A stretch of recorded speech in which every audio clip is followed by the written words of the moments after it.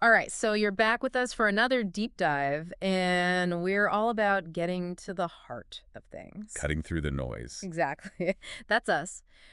We like to think we help you learn more faster. That's the goal. And today we're looking at something pretty ambitious, I'd say. Yeah, bold proposition. Yeah, and that is the idea of free universal internet for everyone. Right, and the jumping off point for this is this piece we found really interesting Yeah. from Dmitrii Gorbatenko's logbook. Mm-hmm. It's titled Digital Liberation.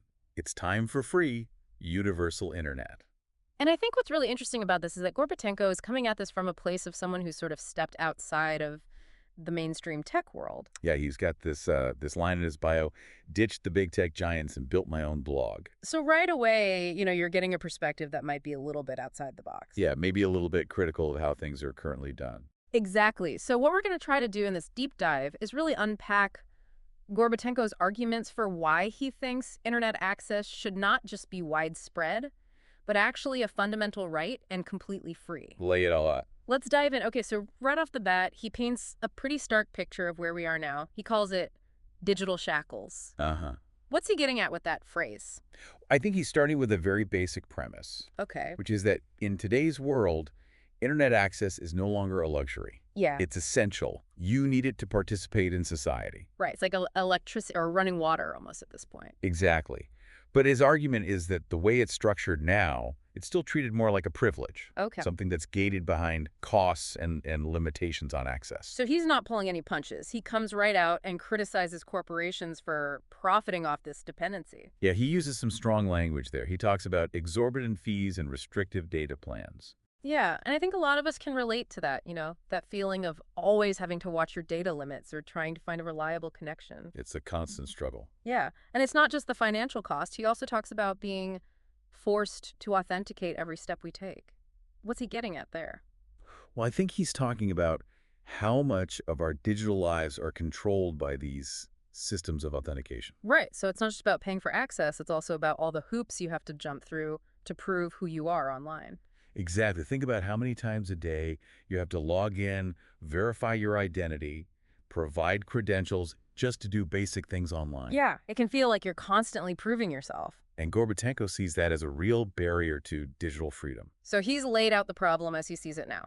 Let's talk about his proposed solution, which is pretty radical free universal connectivity. It's a big idea. Yeah, how does he envision that actually working? So he breaks it down into a few key elements. The first one is seamless integration. He imagines a future where our devices, smartphones, tablets, laptops, whatever it is, Yeah. are just inherently equipped with universal connectivity. Built in from the start. Exactly. And it's not about being locked into a specific provider or a specific technology. It's the ability to seamlessly switch between whatever's available Wi-Fi satellite networks.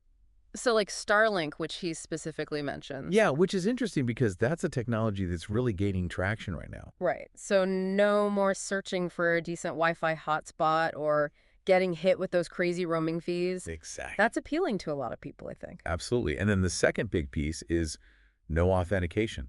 Okay. Imagine instant frictionless access without passwords, without logins. So you just turn on your device and you're connected. That's the vision. And for Gorbatenko, it's not just about convenience. Yeah, because there are some security concerns there, right? Of course. But he sees this as a fundamental aspect of digital freedom. The ability to access information and connect with others without constantly having to prove who you are. Interesting. And then there's this other really intriguing element, which is corporate responsibility. Right.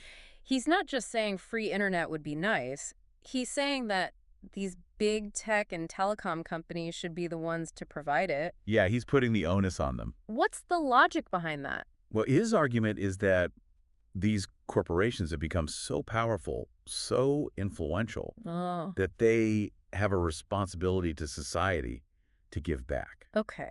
He's saying that their investment in the infrastructure needed for universal internet shouldn't just be seen as a business expense. Right. It should be a contribution to the public good. And he even suggests that this could be done without raising prices on consumers. Right. He's implying that the connectivity itself becomes a standard feature built into the cost of the devices. So it's a pretty radical shift from the current model. Yeah, it is. It's kind of like thinking back to the early days of public utilities like electricity and water. Right. There was a lot of debate about whether those should be private or public services. Yeah, and now we kind of take it for granted that they're essential services that everyone should have access to. Exactly. And Gorbatenko is making a similar argument about the internet. Okay, so we've talked about what his vision looks like, but he also makes a strong case for why it's so important now, why this is the moment to push for this kind of change. He lays out a few key reasons. Okay. The first one is digital equity. Uh-huh.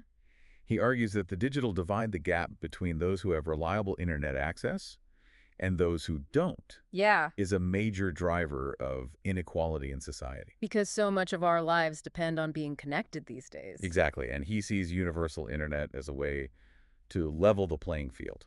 Okay, so that's the civil justice argument. Right. Then he also talks about technological advancement. Uh-huh. He argues that when everyone has access to information and online resources, innovation will accelerate. Right, it's like more brains working on the same problems. Exactly. And he sees that as a huge benefit for society as a whole. And then he brings back that point about personal safety. Yes, he emphasizes that in times of crisis, reliable communication can be a matter of life and death. Yeah, think about natural disasters or other emergencies. Exactly. And universal internet would ensure that everyone has access to those vital lifelines. It's not just about convenience, it's about safety and security. Right. And finally, he talks about corporate accountability. Uh-huh. This seems to be a real driving force for him. Yeah, he's really passionate about this idea that corporations, especially these giant tech companies, Yeah. have a duty to serve the public, not just their shareholders. Okay. He believes that it's time for them to give back to the society that has made them so powerful. He's basically calling them out. He's saying that investing in universal internet should be seen as an obligation, not just a charitable act. Interesting. So he's laid out the problem, the solution, and why it's so urgent now.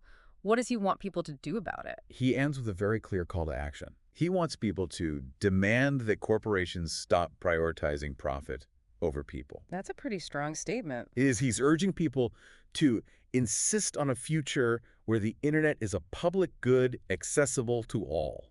So it's not just about agreeing with him, it's about actually doing something. Exactly. He wants people to share his article, start conversations, put pressure on both corporations and policymakers. So he's trying to start a movement? He is. And his final statement really sums up his core belief. Okay. He says, corporations to serve the people and not the states and elites. So he's calling for a pretty fundamental shift in power. He's saying that the internet should be for everyone, not just a select few. It's a powerful vision. It is. So in this deep dive, we've really explored Dmitrii Gorbatenko's argument for free universal internet. Right. We've looked at his critique of the current system, his specific proposal, and the reasons why he thinks it's so urgent. Yeah, we've covered a lot of ground. And it really leaves us with a big question for you, our listener. Thinking about the infrastructure that's already in place and how the internet works right now, what do you see as the biggest challenges to making this vision a reality?